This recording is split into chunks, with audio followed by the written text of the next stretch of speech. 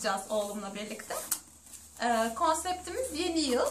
Birlikte açalım isterseniz. Bu kutuyu BİKUTUMUTLULUK.com'dan bulabilirsiniz. Ne varmış? Instagram üzerinden de yine aynı isimle bulabilirsiniz. Yeni yılda tüm mutluluklar seni bulsun diye bir not var karşısında. Şöyle göstereyim. Kutunun resmi de dışı da böyle. Çok tatlı bir görüntüsü var. Evet, yıldız var. Kalp var. Orada ne varmış? Çizgiler var. Kutumuzu açalım. Bakalım şimdi ne varmış içinde. Şöyle koyalım.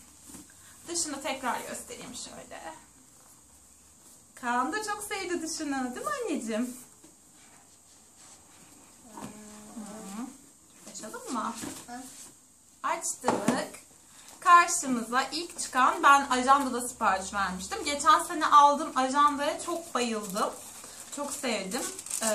Bu sene de o yüzden sipariş vermek istedim. Şöyle 365 mutlu yeni gün diye. Dışı da bu şekilde. Şu kenarları bilmiyorum belli oluyor mu? Rose gold kenarları var ve puantiyeleri var. İçinde şöyle göstereyim size.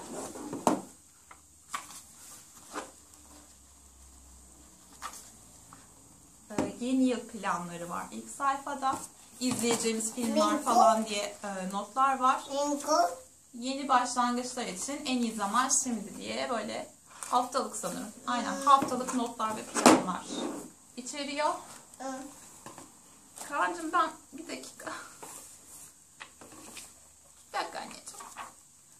Şöyle tatlı renk sayfaları var, fotoğrafları içeren.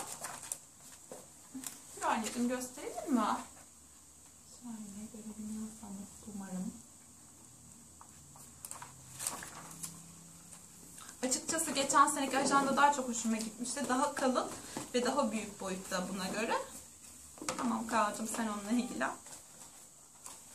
Kutuyu açmaya devam ediyorum. Her yeni gün yeni bir başlangıç değil mi diye şöyle bir motto kartı çıktı. Bir mutlu dergi. Her sayısında böyle bir dergi bulunduruyor bir kutu mutluluk. Derginin içeriği farklı farklı inceleyebilirsiniz onu yine alırsanız. Bir dakika anneciğim. Şöyle bir tane rozet koymuşlar. Rozet sanırım. Büyük şeklinde. Buraya. Şöyle. Çok tatlıymış bu da. Kaan, sen bunu mu buldun? Öyle bir yılbaşı şekeri.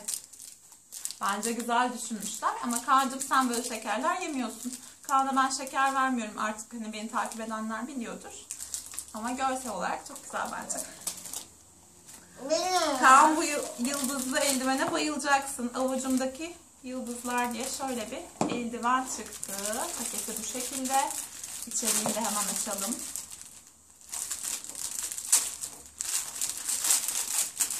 Birazcık yırttım. Bakmak ister misin? Eldiven, evet. Eldivenlerimiz böyle. Bence çok güzel. Hatta en çok buna bayılacağım galiba. Diğerlerine tabi şöyle inceleyelim.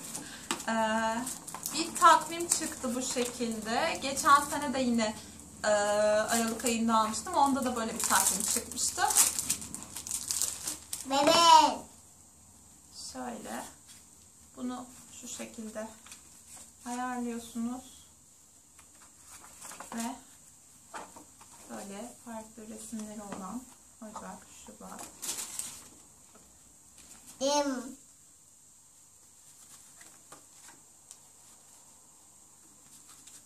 Şöyle hepsini göstereyim isterseniz. Mart, Nisan.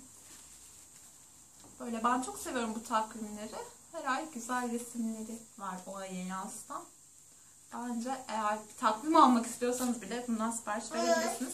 Bildiğim kadarıyla bir kutu mutluluk dükkanından özel olarak da sadece bunları, yani kalırsa eğer içerik, sipariş verebiliyorsunuz diye biliyorum.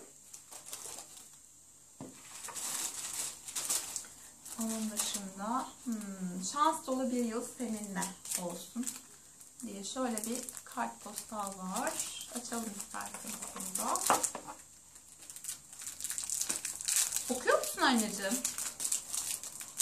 Kaan'ı görebiliyor musunuz? Kaan bilmiyorum ama. Bunlar da yeni yılda dileklerinizi sanırım yazmak için. Artık kalmadı sanırım böyle kartpostal atanlar ama belki hediyelerin içerisine koyarsanız güzel bir şey olabilir. Yeni yıl stikerleri var. Böyle. Efendim anneciğim. Böyle çam ağacı şeklinde. Neymiş bu?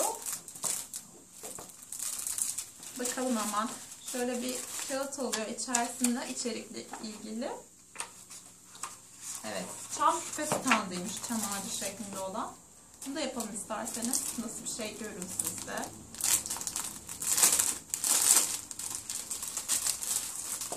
Kaan bak, burada da yıldız var. Kaan yıldızlara takmış durumda. Bingo diyor yalnız. Evet, yıldız. Bakalım. Böyle bir küpe standı. Tam yeni yılda güzel bir hediye. Şu delikleri sanırım açıyorsunuz. Bak bakalım anneciğim sen, tamam. Bir de içerisinden şöyle bir kil maskesi çıktı. Deneme boyu. Deneyeceğim bakalım, umarım memnun kalırım. Videomu izlediğiniz için teşekkür ederim. Bu tarz videolar istiyorsanız aşağı yine yorum kısmına bırakırsanız çok sevinirim. Bir sonraki videoda görüşmek üzere. Hoşça kalın.